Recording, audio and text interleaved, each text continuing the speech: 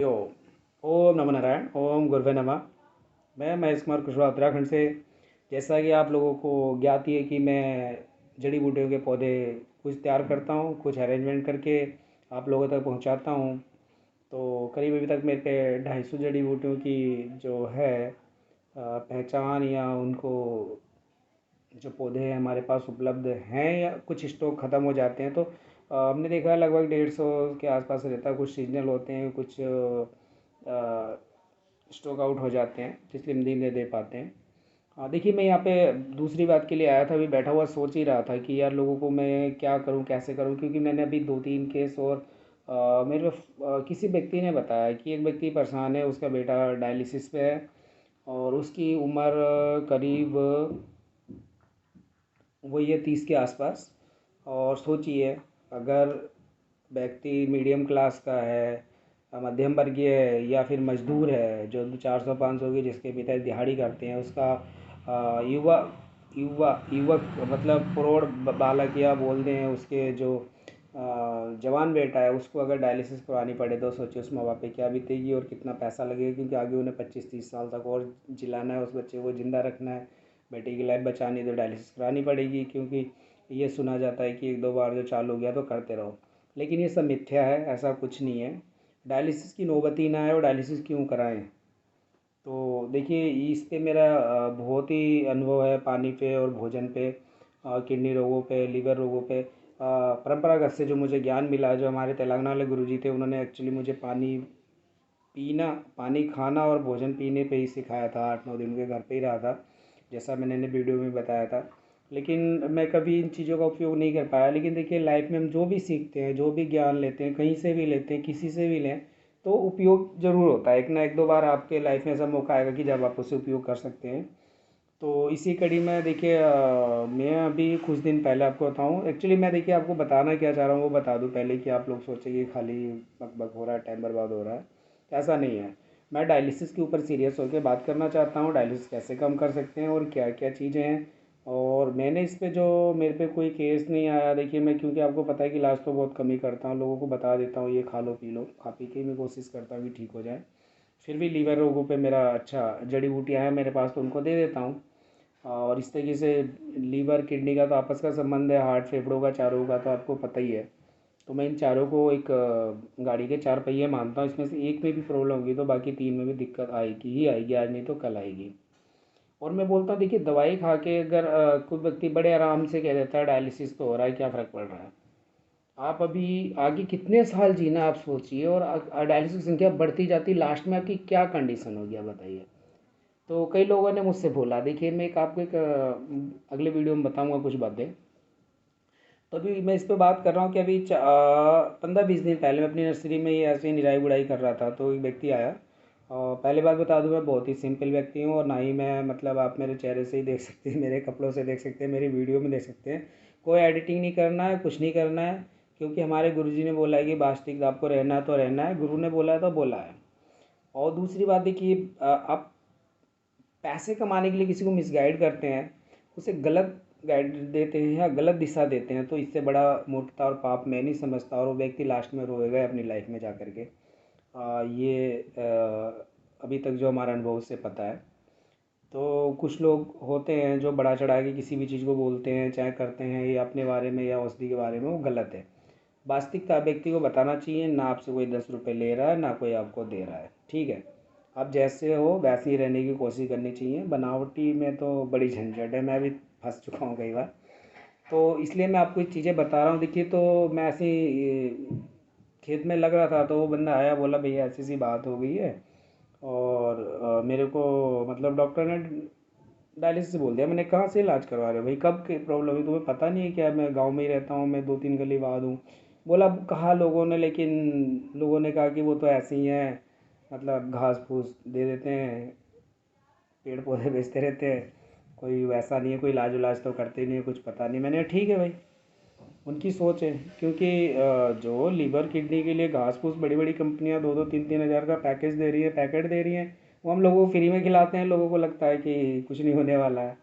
तो चलो, हमारा अपना कर्म है, हम कर रहे हैं, जो लोगों की सोच है सोचे, हमें उससे कोई फ़र्क नहीं पड़ता। और ना ही कभी मैंने सोचा है कि मेरे घर वाले, मेरे रिश्तेदार, मेरे दोस्त, मेरे मित्र मेरे बारे में क्या सोचते हैं, मैं नहीं करता। क्योंकि जब वो मेरे जैसे नहीं हो सकते तो मैं उनके जैसे होने की कोशिश क्यों करूँ। मेरा अपना सिद्धांत है। कोई व्यक्ति मुझसे बोलता है दारू पी ले, मैं कहता हूँ तू छोड़ दे।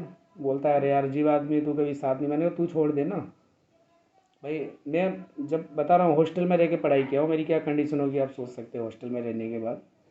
तो मेरा यही को आंसर रहता था, भाई जब तू मेरे जैसा नहीं हो सकता तो मैं तेरे जैसा क्यों हूँ। जैसा हूँ वैसे ही हूँ, ठीक है, रहने दे मुझे।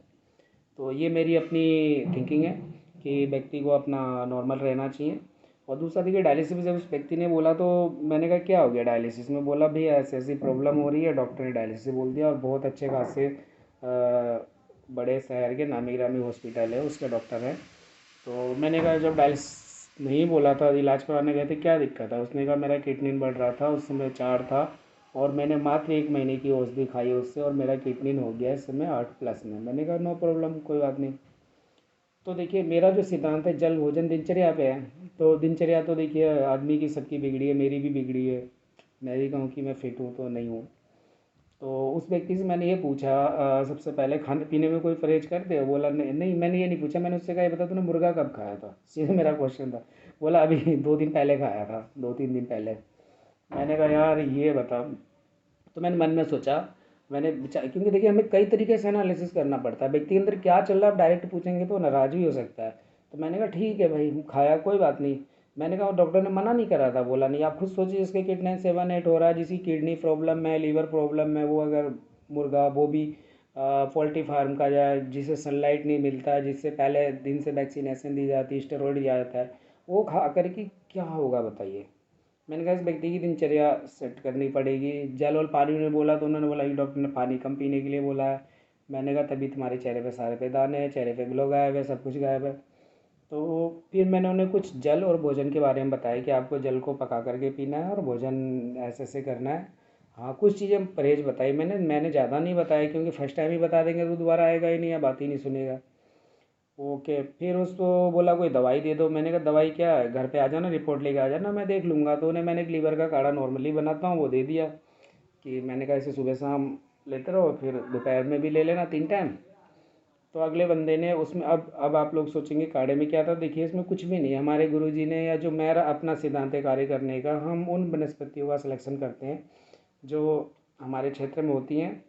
और साथ में ही एक रोग में ये मैंने एक, मतलब मेरे को जो नॉलेज ज्ञान हुआ, मैंने देखिए रोग के फार्मूले नहीं ढूंढे कभी भी। मैंने वनस्पतियाँ ढूंढी और आज नर्सरी भी मेरी इसी वजह से, कि ये वनस्पति किस, हमारा जो तंत्र है, हमारे जो शरीर के तंत्र है, किस तंत्र को मतलब मैं, जैसे कि एक हमारी त्वचा है, और पाचन तंत्र हो गया, श्वसन तंत्र हो गया, और ये नाड़ी तंत्र हो गया, इन चीज़ों से संबंधित, इनसे संबंधित बीमारियों में कौन सी जड़ी बूटियाँ काम करती हैं, एक नहीं कई सारी होती हैं, तो कौन कौन सी करती है, ताकि हमें पता होना चाहिए। कि अब कोई लीवर का मरीज आया तो उसे लीवर की प्रॉब्लम हो रही है, तो हमारे पास देखिए क्या चीज़ देने के लिए है, भूमि आंवला है, मकोए है, कासनी है, पुनर्नवा है, सोना पाठा है, गोखरू है, और बथुआ है, और भी ऐसी बहुत सारी वनस्पतियाँ हैं। तो देखिए मैं ये मान के चलता हूँ कि जो हमारा किडनी, सबसे पहले किडनी, लीवर, हार्ट, फेफड़े, चारों एक गाड़ी के 4 पहिए हैं। एक में दिक्कत होगी तो बाकी 3 पे भी लोड पड़ेगा ही पड़ेगा। तो मैं इन चारों का ट्रीटमेंट एक साथ करता हूँ, और हाँ इनकी मात्राएँ घटाता बढ़ाता रहता हूँ। जिससे किडनी संबंधित प्रॉब्लम होंगी उसमें, इसमें से जो मूत्र लोज दिया उनको बढ़ा देंगे, और हार्ट संबंधित प्रॉब्लम होगी तो उसमें अलग मात्रा बढ़ा देंगे। ऐसे ही अगर किसी लीवर में दिक्कत है तो जो लीवर है उसकी औषधि है उसके लिए, जो डायरेक्ट वनस्पति है उसकी मात्रा बढ़ा देंगे, दूसरी मतलब कम कर देंगे। तो इस हिसाब से व्यक्ति की उम्र और उसके रोग के अनुसार ये चीज़ें हम करते रहते हैं, बदलते रहते हैं। कोई भी मेरा फिक्स फार्मूला किसी भी बीमारी में या किसी भी रोग के लिए नहीं होता है, चाहे वो खांसी हो या बुखार हो या वायरल हो, कुछ भी हो। ठीक। तो इसलिए मैंने उन्हें वही लीवर का काढ़े का पैकेट 200-250 ग्राम का था, उतना ही बचा था तो मैंने दे दिया। अगले बंदा अभी 15 से 20 दिन हुआ होगा। तो आज परसों बोला था मैं जा रहा हूँ चेक कराने, मैंने 8 तारीख को चेक कराना, तो मैंने करा लेना 8 तारीख को, शायद उसका 20-25 दिन हो रहा होगा, जो भी हो रहा होगा। तो उसने कराया, तो आज उसका फ़ोन आया था कि मतलब खा तीसरे दिन से उसे देखो भूख लगने लगी थी, उसको जो एसिडिटी बन रही थी वो बंद हो गई, उसको जो डकारें आ रही थी बंद हो गई थी, उसको जो लैट्रिन करने में दिक्कत हो रही थी वो ख़त्म हो गई थी, बहुत कम हो गई थी मतलब दिक्कतें। बाथरूम उसको नॉर्मल होने लगा था, पहले उसका कह रहा था लाल रंग पे आ रहा है, कैसा आ रहा था, वो सब नॉर्मल हो गया था बाथरूम। जब उसने चेकअप कराया, मैंने कहा हाँ चेहरे की भी चमक भी आ गई थी और चलने फिरने रौनक भी आने लगी। पहले तो उसको मैंने पॉजिटिव ही करवाया कि सोच इसकी पॉजिटिव हो ताकि कुछ हो, और बाकी मैंने उसको बता दिया था जल कैसे पीना है, क्या करना है। तो आप ये मान के चलिए कि 25 दिन के रिजल्ट में उसका किडनी भी कम हुआ है। 8 पॉइंट कुछ था तो अब 7 पॉइंट कुछ है। अभी मैंने उसे कोई भी स्पेशल ट्रीटमेंट नहीं दिया, ना ही मैंने कोई स्पेशल परहेज कराया है। अब कल उससे रिपोर्ट मंगवा के फिर उस पर बात करके, अब वो क्योंकि अब पॉजिटिव हो जाएगा, उसे लगा कि हाँ जो ये बता रहे हैं करूँगा तो मैं ठीक होऊंगा और इसमें मुझे रिजल्ट मिलेगा। अब उसके अंदर रिजल्ट आएगा क्योंकि उसने एक स्टेप बढ़ गया है ठीक होने की कगार की तरफ, यानी रोग से मुक्ति के लिए। तो ये चीज़ें तो वो देखेगा बंदा, फिर वो जब मोटिवेट होगा, जब उसे पॉजिटिव थिंकिंग होगी, तब उसमें जो जो भी मैं दे दूंगा, कोई भी घास फूस दे दो वो काम करेगी, क्योंकि उसकी सोच वहाँ पे पॉजिटिव है और वो ठीक होना चाह रहा है। तो यही चीज़ें हैं। देखिए डायलिसिस के लिए हमें बहुत सारी चीज़ें पता होती हैं, लेकिन कभी मतलब हमारा अनुभव नहीं है, लेकिन हमारे जो गुरुजनों का उनको तो 30 40 50 साल का अनुभव है ना, तो वो लोग हमें डायरेक्ट बताते हैं, तो हमें उसमें कोई ज़्यादा रिसर्च करने की ज़रूरत नहीं है, जो वो बोलते हैं करो तो फ़ायदा होता है। तो इसलिए उस बंदे से मैंने करा, तो मेरा कहने का मतलब है कि डायलिसिस हम बंद कर सकते हैं। मैंने इससे पहले भी 8 10 लोगों पर ट्राई करने की कोशिश करी, उनसे बातचीत करी, लेकिन किसी ने कोई रेस्पॉन्स नहीं दिया।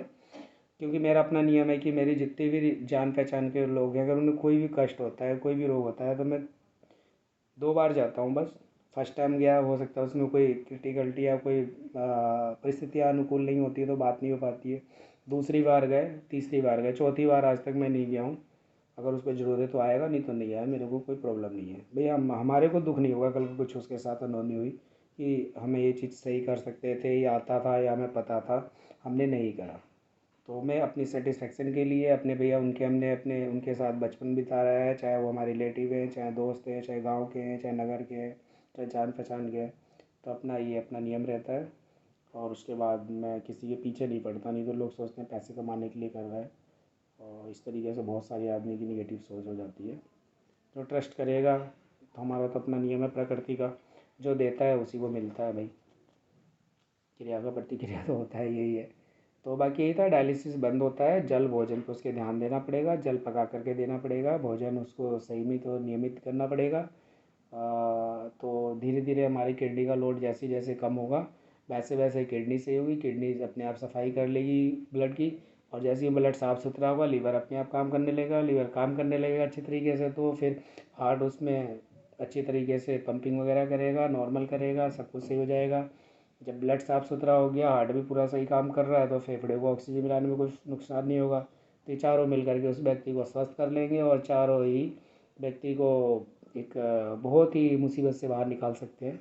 लेकिन हमें ज़रूरत है संयम रखने की, और जो रोग धीरे धीरे बनता है उसको धीरे धीरे ही ख़त्म किया जा सकता है। एकदम से करना, हमारे जो बॉडी के पार्ट्स हैं उन पर झटका पड़ता है, हमारे जो ऑर्गेन्स हैं उन पर झटका पड़ता है।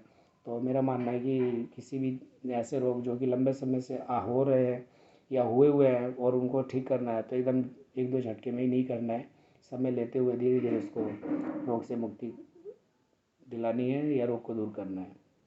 तो इन्हीं सब शुभकामनाओं के साथ कि आप लोगों को प्रकृति माता का आशीर्वाद मिले, आप हमेशा प्रकृति की शरण में रहें और सुखपूर्वक जीवन व्यतीत करें। जय हिंद, जय भारत, जय वेद, जय प्रकृति माता की।